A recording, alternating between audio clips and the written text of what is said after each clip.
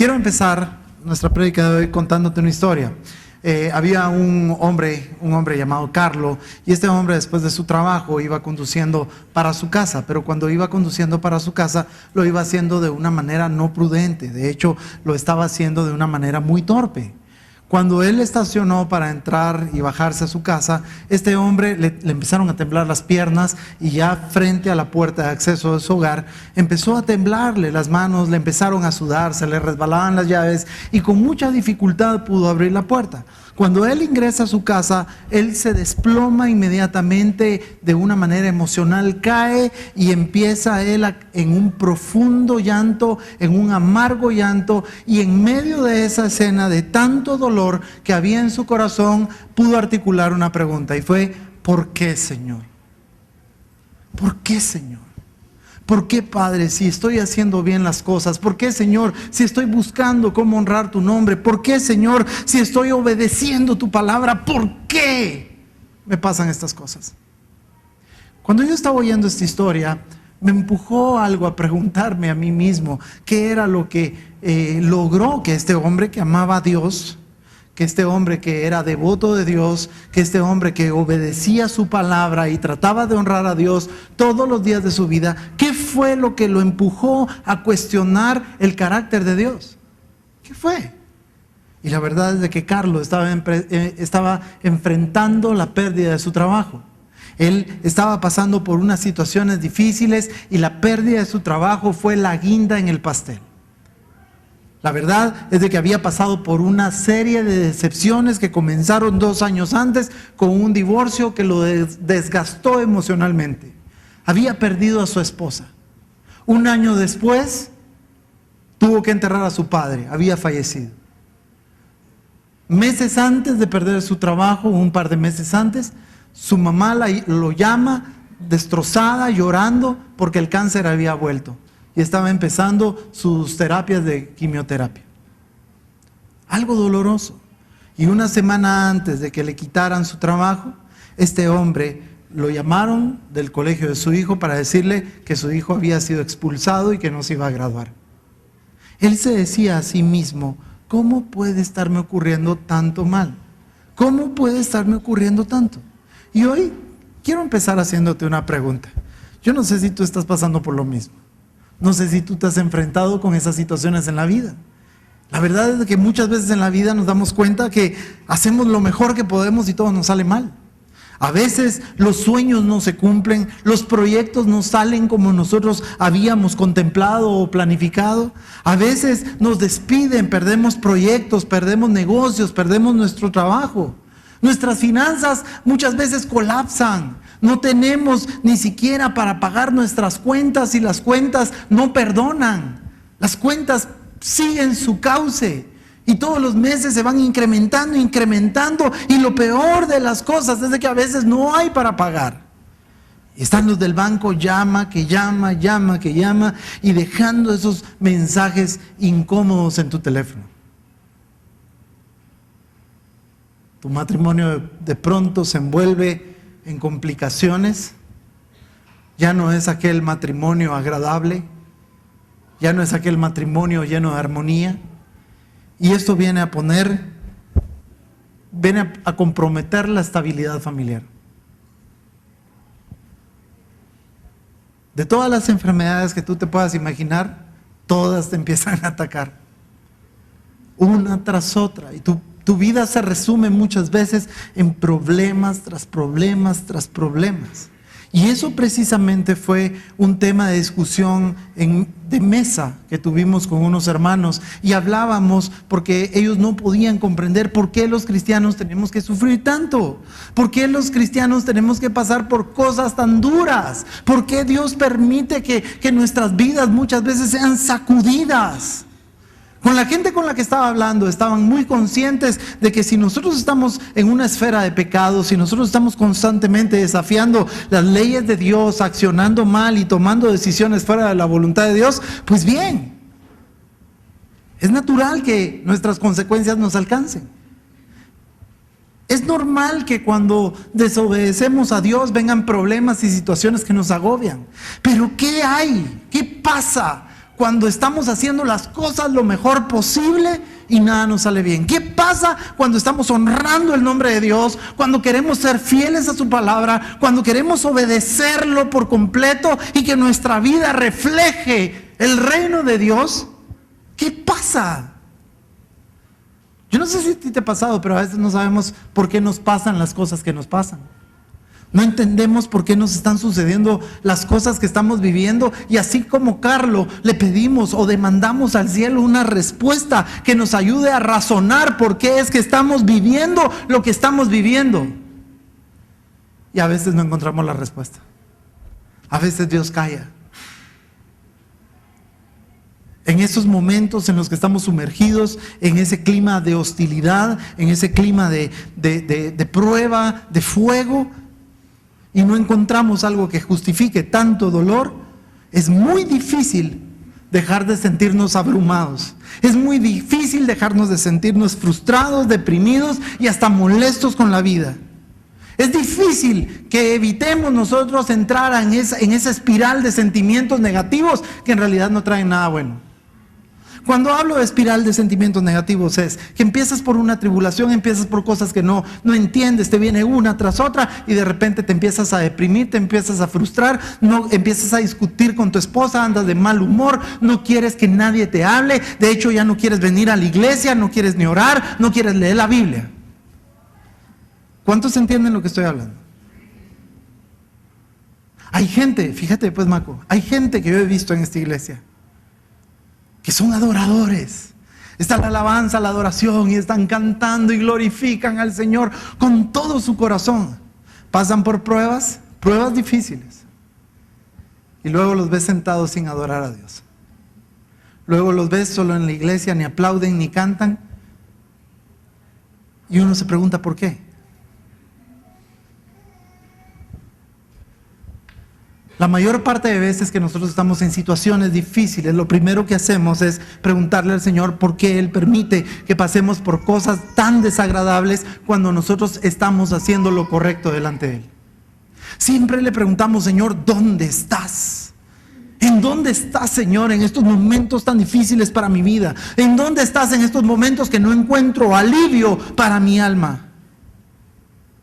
Algunas veces sentimos como que tocamos las puertas del cielo y no hay alguien detrás de esa puerta que nos conteste. Y la Biblia, precisamente en el Salmo 42-43, nos enseña que el salmista pasó por algo muy similar a lo que nosotros pasamos. Pasó por un periodo de decepción, en un periodo de frustración, en un periodo donde él no podía explicarse qué era lo que estaba sucediendo. Y le dice en el Salmo 42:9 al Señor: quiero preguntarle a Dios, a mi roca, ¿por qué te has olvidado de mí? Quiero saber por qué debo aguantar tanta crueldad de mis enemigos. Wow. Dios mío, tú eres mi protector. ¿Por qué me abandonaste? ¿Por qué tengo que andar triste y oprimido por el enemigo? Yo no sé si tú en tu vida te has sentido como David. Yo no sé si en tu vida te has sentido que tus oraciones, como que Dios escondiera sus oídos a tu petición, a tu oración de auxilio. Yo no sé si has sentido como que Dios te ha dejado abandonado en el desierto y no piensa recogerte de esa situación tan miserable en la cual has estado. Yo no sé si tú has estado pasando por situaciones críticas, un matrimonio que se está resquebrajando, un matrimonio que se está derrumbando, y estás clamándole al Señor y Dios no responde. No sé si has pasado por un periodo económico difícil, un periodo financiero donde tus finanzas no hay nada que las reviva, y estás pidiéndole al Señor que el Señor te ayude, que el Señor te responda, y no hay respuesta. En esos momentos es donde hay una lucha entre tu mente y tu corazón. Hay una lucha entre tu alma y tu espíritu. Porque tu espíritu quiere creer, pero tu alma se desmorona. Tus fuerzas se te acaban. Y precisamente el no saber por qué los cristianos sufren y no saber por qué, si estamos haciendo las cosas lo mejor posible con Dios y todo nos sale mal, ese es un tema que es controversial entre los cristianos. Es un tema que es difícil de comprender de la vida cristiana. Es tan difícil que tú puedes ver que ese pensamiento no solo se ha alojado en nuestro interior y en nuestros pensamientos, sino que también es un pensamiento que se alojó en hombres de Dios en el ayer. Hombres que también se preguntaron por qué estamos sufriendo.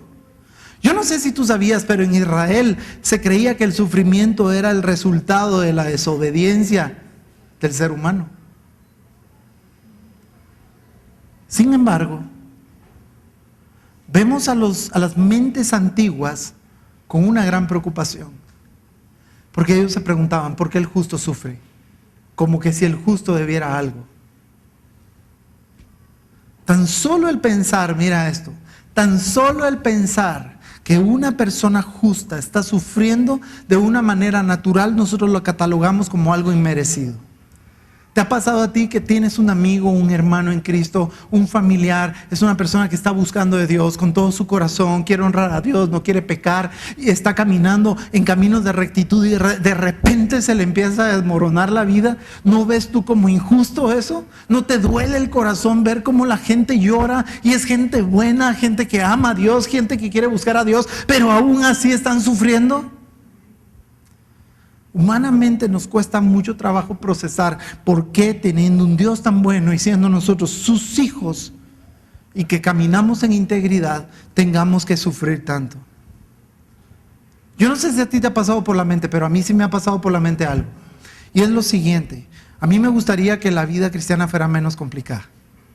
A mí me gustaría que la vida cristiana fuera sin dolor, sin sufrimiento, que las cosas, todo lo que hagamos nos salga bien. Tipo aquel que tocaba algo y se volvía oro. Así me encantaría a mí la vida. Me gustaría que todos tuviéramos las mejores oportunidades, los mejores contratos, los mejores puestos laborales y que no padeciéramos de enfermedades. Eso fuera magnífico. Fuera magnífico que no tuviéramos que pasar por miseria ni pobreza. Lo ideal fuera que la vida siempre nos sonriera y que todo lo que hagamos nos saliera bien. Y siempre que tus vecinos, Arturo, te vean o la gente que te conoce, te encuentren viviendo en victoria, te encuentren sin problemas, sin aflicciones y viviendo en total prosperidad. Lamentablemente no es así. Ya están emocionados, ya los vi así como, la gloria a Dios. Lamentablemente no es así. Y en la Biblia podemos encontrar una verdad, que Jesús nunca nos ofreció una vida sin problemas. Jesús sí nos ofreció algo, que en medio de los problemas, en medio de la tempestad, en medio del fuego, en medio de la dificultad, podemos confiar en Él y entonces podemos encontrar la paz y gozo. Por eso la semana pasada me gustó este versículo y lo quiero mencionar hoy. Juan 16:33 dice: estas cosas os he hablado para que ¿qué? En mí tengáis paz. En el mundo tendréis aflicción, mas confiad, yo he vencido el mundo. Esto es interesante. Esto es maravilloso de parte de Dios. ¿Por qué? Porque la Biblia nos enseña algo muy importante. Aquí se revela una verdad, y es de que los cristianos no somos inmunes a las tribulaciones. Los cristianos no somos inmunes a los problemas. La palabra aflicción viene de este griego slipsis, por si se pronuncia así, pero viene de presión aplastante. Quiere decir que es una aflicción que nos aplasta, una angustia, una persecución, una tribulación que aplasta nuestra vida. Es por ello que cuando nosotros estamos sumergidos en diferentes tribulaciones, en diferentes pruebas, en diferentes circunstancias, sentimos como que el mundo se nos desmorona. Sentimos que ya no aguantamos más. ¿Cuántos de nosotros cuando hemos estado presionados le hemos dicho al Señor: Señor, ya no más, ya no puedo más, ya no aguanto más? Es por lo mismo. Porque toda prueba tiene una presión que es aplastante.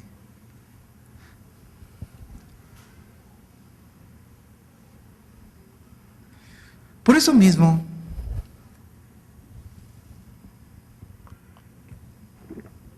valdría la pena que entendiéramos algo: que las presiones son parte de la humanidad. Tenemos que entender que todos los seres humanos sufrimos y todos los seres humanos pasamos por dolor. Si hoy tú estás pasando por dolor, no eres el único y vas a ser el único que pasa por dolor, por tristeza, por miseria, por hambre, por necesidad de trabajo, por problemas familiares, problemas con tus hijos, etcétera, etcétera, etcétera, enfermedades, lo que tú quieras. Todos los seres humanos estamos propensos a sufrir porque la adversidad es algo inevitable y de vez en cuando nos vamos a tener que topar con ella. ¿Cristianos o no cristianos? Te voy a poner un ejemplo. Los cristianos se enferman, los cristianos se mueren, a ti se te muere gente que amas, a los cristianos nos asaltan, nos roban, a los cristianos no nos pagan a veces los jefes los salarios, nos roban. Los cristianos experimentamos crisis financieras, experimentamos problemas en el hogar, experimentamos desamor. Los cristianos experimentamos toda clase de situaciones difíciles en la vida, pero de igual manera las padece un ateo. El ateo también sufre, al ateo también le roban, al ateo también se le mueren los seres amados, el ateo también se muere, también se enferma. Y si llegamos a entender esto, que el sufrimiento es parte de la humanidad, entonces vamos a entender que lo importante en nuestra vida no es la experiencia que vivimos, sino cómo nosotros la enfrentamos, cómo la vivimos, cómo le hacemos frente y qué hacemos con ella. Y esto me encanta porque cuando nosotros vemos esto, entendemos que nosotros como cristianos tenemos una ventaja sobre aquel que no tiene a Cristo, sobre aquel que no conoce de Dios. Y la ventaja es que cada uno de nosotros en medio de las tribulaciones tiene la oportunidad de poder encontrar paz y gozo. ¿O no? El problema es de que a veces a los cristianos nos cuesta mucho trabajo encontrar paz y gozo en medio de la tortura. ¿Por qué? Porque dimensionamos desproporcionalmente los problemas. Y entonces los problemas se hacen más grandes que Dios, más grandes que el poder de Dios, más fuertes que Dios. Y ese es un gran error y un grave problema.